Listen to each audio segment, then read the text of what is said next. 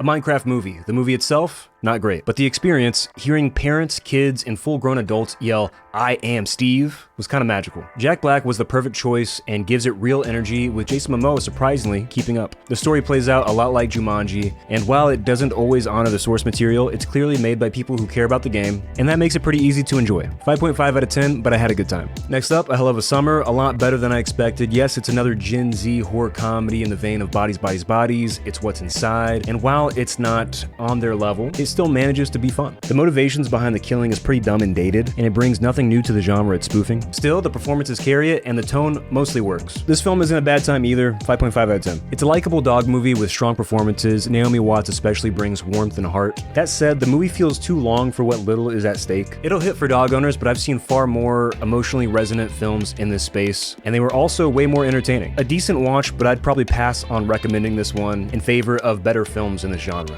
6.5 out of 10. Freaky Tales! I'm a Pedro Pascal fan. We need 5 movies of his every year. I love a good anthology, especially when it leans into B-movie energy like this. 4 shorts, each one wild and bloody, with a consistent tone throughout. Some are wackier than others, but none feel out of place. The 80s aesthetic and grindhouse presentation make it extra fun, grimy, over the top, and knowingly chaotic. If that's your thing, you'll have a blast. 7 out of 10. This weekend was a great example of liking movies more than they are good. They're worth seeing if you like the video game or if you like the genre. The Ballad of Wallace Island, I'm a sucker for soft-spoken, music-driven dramedies, and this one hits all the right notes.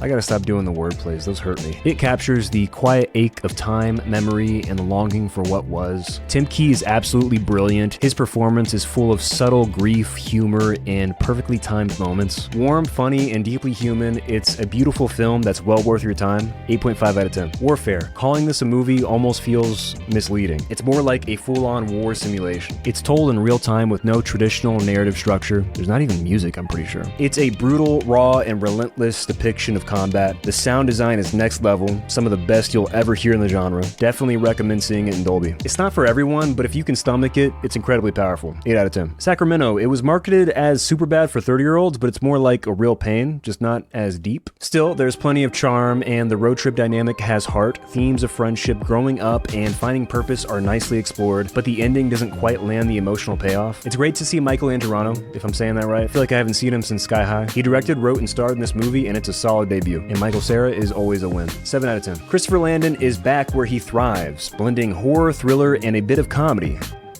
Yes, it does kind of feel like he's always making the same movie, but I would say this is his best. The trailer did this movie no favors, but the movie itself is creative, suspenseful, and pretty fun. Megan Faye holds it down as the lead, and while the story is predictable, the execution is stylish and knowingly silly. Also, the guy in it is the most patient man on the planet. A light 7 out of 10. The Amateur. Rami Malek fits right into his role as the hyper-focused genius in this procedural spy thriller. He brings a tense, simmering presence to every scene, but the film feels limited by its PG-13 rating. You can feel so many areas where they could have elevated it, and unfortunately the trailer gives away the entire movie. There's really not much emotional investment to be found. It kind of feels like I'm dogging on the movie too much, but it's really not bad. But compared to Black Bag, which is the best spy thriller this year, it just falls a little short. 6 out of 10. 9 out of 10. We'll talk tech, but first off, that was a dope-ass, sick-ass, bomb-ass movie. A blend of period piece, B-movie horror, celebration of music, supernatural. It has the guts to break rules and be ambitious, to try something new. It's got texture, culture, Michael B. Jordan showing his chops off. I mean, best he's been since Fruitvale Station. Ryan Coogler is starting to get so good, he's having fun with it. He's painting with the dialogue, it sounds good and it adds to the vibe of the scene. He's found a new rhythm and style, like he always does in every film he makes. Everyone in the film has layers. There's just as much of a blockbuster hit here as there is a dramatic gangster vignette to chew on. They shot this thing on 70mm Panavision and IMAX film. It's already rare to get one of those, but to have a film that finds a way to blend the two organically, add motivation to switch, is incredible. It may sound dramatic, but this is a once-in-a-lifetime cinematic experience. Everybody should see this movie. The Accountant 2. I like the first one, but this one is better in every single way. The action, the chemistry, the comedy, I mean, they fully leaned into being a buddy comedy this time. I also enjoy how these guys have a soft side. It's nice to have fully fledged characters in your masculine shooter. I really enjoyed this. I'd be super excited for a third one. 7 out of 10. 7 seems high.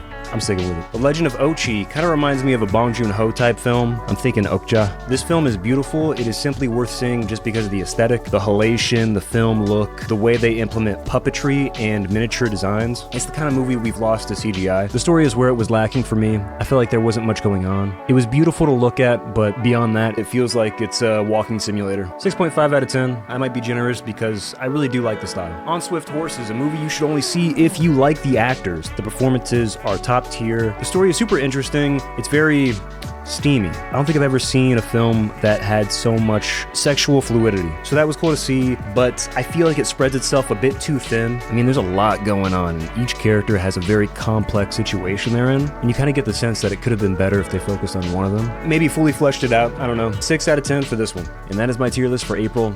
Until next month.